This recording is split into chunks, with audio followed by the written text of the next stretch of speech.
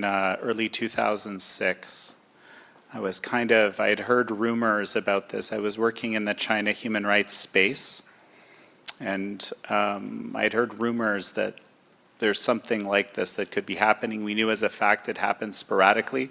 There had been congressional testimony to that effect, but there were allegations that it was happening at scale, and then just kind of a whole bunch of evidence came to light in early 2006. And I remember one of the pieces of evidence was really stark, which was a transplant surgeon named Jacob Levy, who had a patient who told him that he was going to get a new heart, because he needed one desperately, in China in 2 weeks. And there's just no way that could be happening in an ethical fashion. And he knew it, and he started pursuing it himself and talking about it. And there was another whistleblower at the same time who talked about a camp where people were being held, prisoners of conscience that were being used this way. It was just very difficult for people to grasp that this could even be really happening.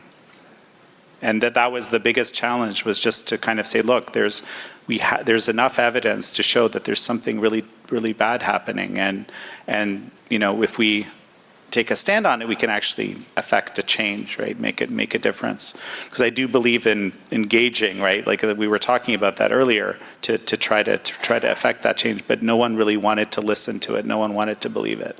So there's been this huge shift. On and off. I worked on it on and off. That's the answer. And sometimes you just got kind of despondent because the book has become very popular and it's resonating with people, and we might actually be able to make a dent in this issue, sort of change things for the better.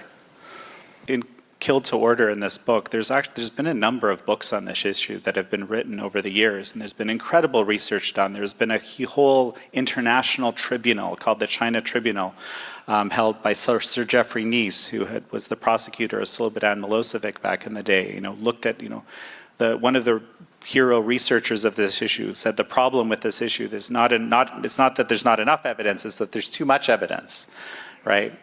And so putting this is sort of a compendium. I think we're in a time right now when I think people are ready to grasp this, to understand it, to face it, and actually start the dialogue, maybe even to stop it, or at least limit it in some way. I think that's quite possible, but it was really it's really a lot of work that went into it to get us into this social consciousness where we can actually do this. So I feel like I'm kind of the popularizer of the issue more than anything else. Do you feel there is enough awareness of this topic?